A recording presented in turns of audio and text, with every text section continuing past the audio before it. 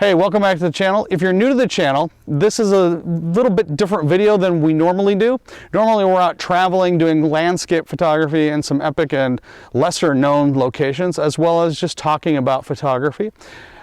Today is a one lens, one camera challenge. I'm kind of evaluating equipment, seeing what I want to use for video in the future. Shelly's with me this time, which is different from the last one of these.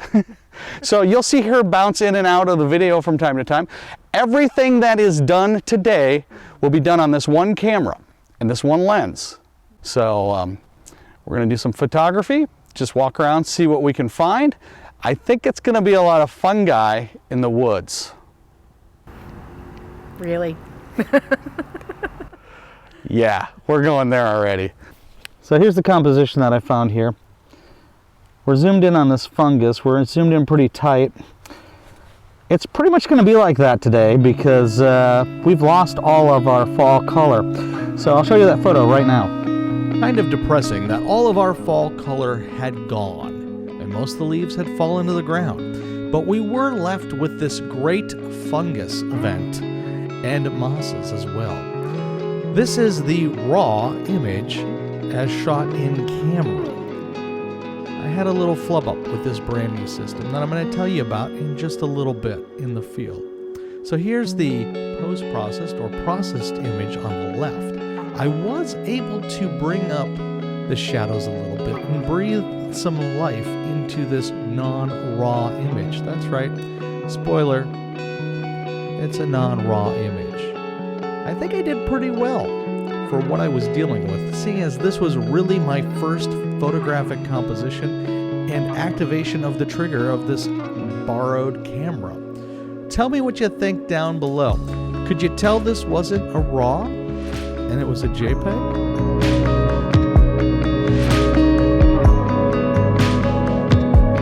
So here's another composition. Yes, it's more fungus. It's this right here, if you can't tell. So the light is kind of flat and dead. We'll see what I can do in post. I just realized I was not shooting in RAW for a couple of these, but this one was in RAW. So we'll see how much I can recover from this and what I can do with the other images that I shot. There's quite a bit of fungus out here, and you're probably going to see a lot of fungus in the video and a lot of fungus in the photos, because if you can't tell, all of our leaves have fallen. Yes, we are now well past fall. It happened so quickly here in Missouri. We're now in what I call the brown. Some people might call it the gray, but we don't get the gray skies all the time. Let me just say this. I was really impressed with the JPEG capabilities of this camera system.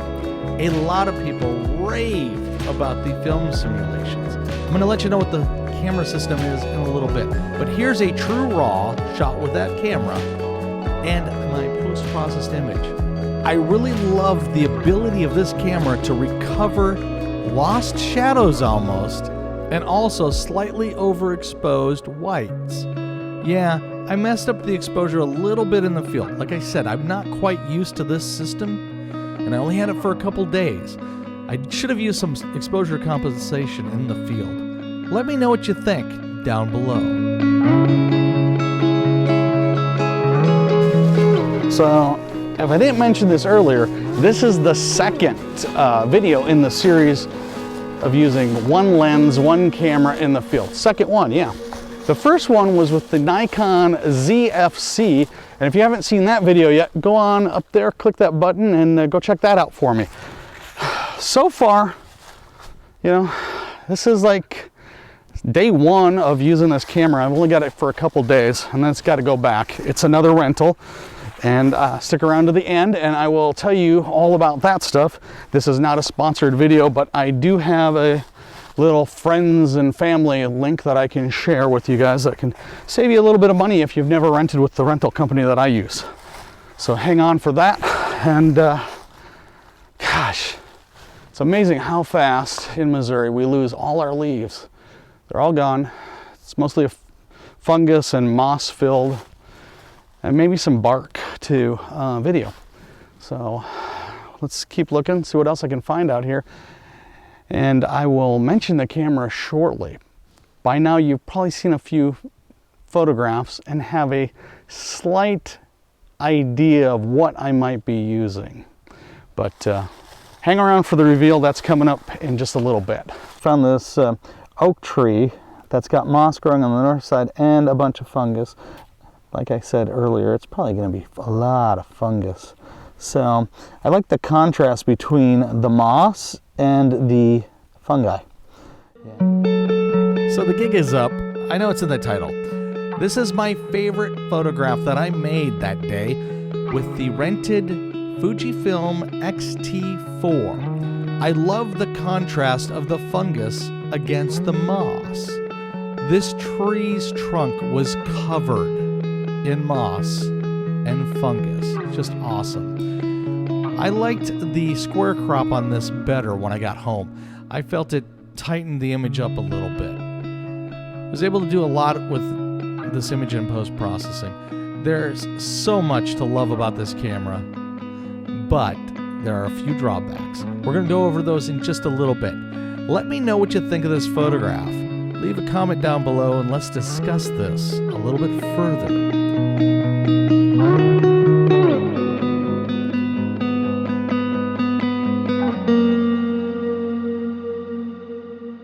Well, it got dark out, so we had to come back to the desk to finish up the one lens, one camera challenge with the Fuji X-T4.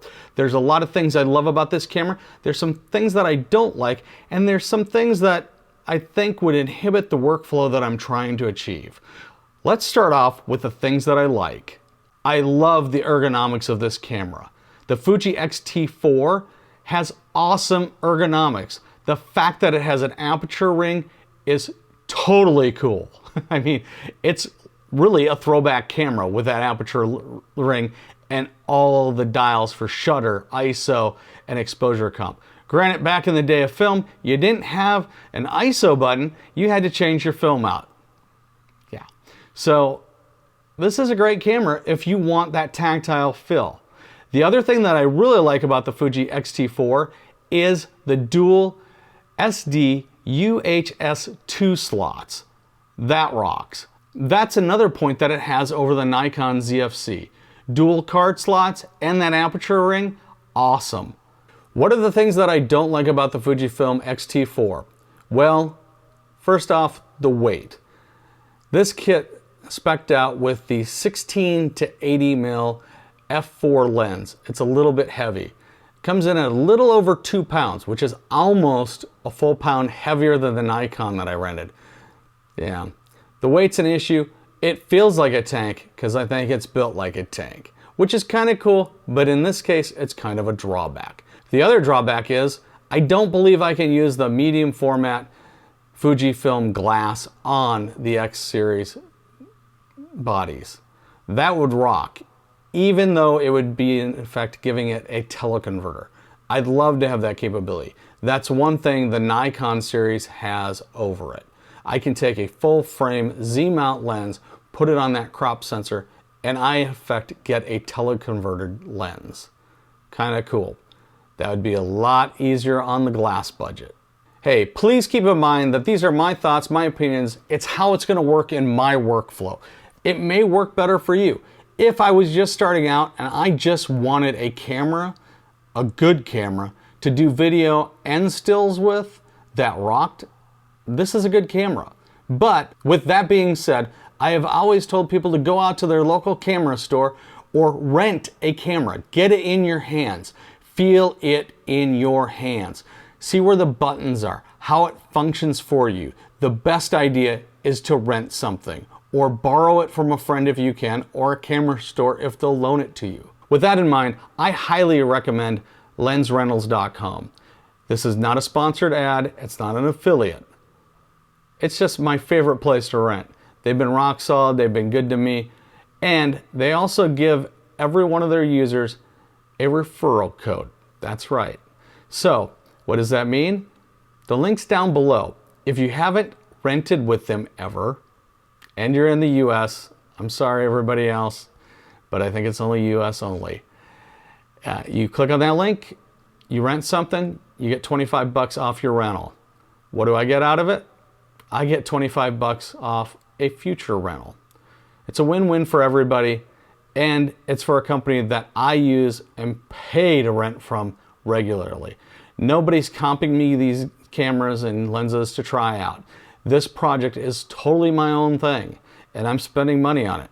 Lots of money on it. Yeah.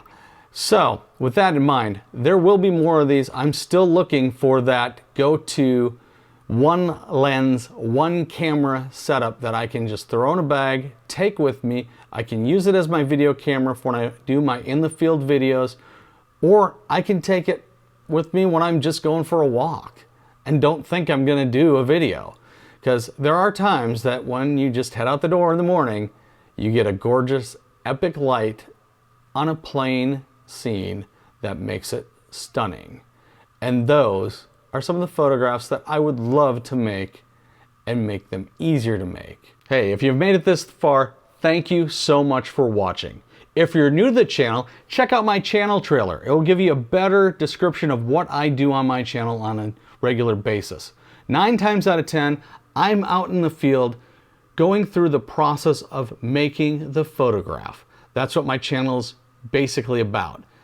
I've had friends and family and coworkers who have wanted to experience what Shelly, my wife, and I do on trips and how I go about making the photograph. This is the easiest way for me to share those experiences with everyone. And if you'd like to come along with us on those journeys, hit that subscribe button and ding the bell for future notifications. Give me a big thumbs up if you've liked this video, and we'll see you next time.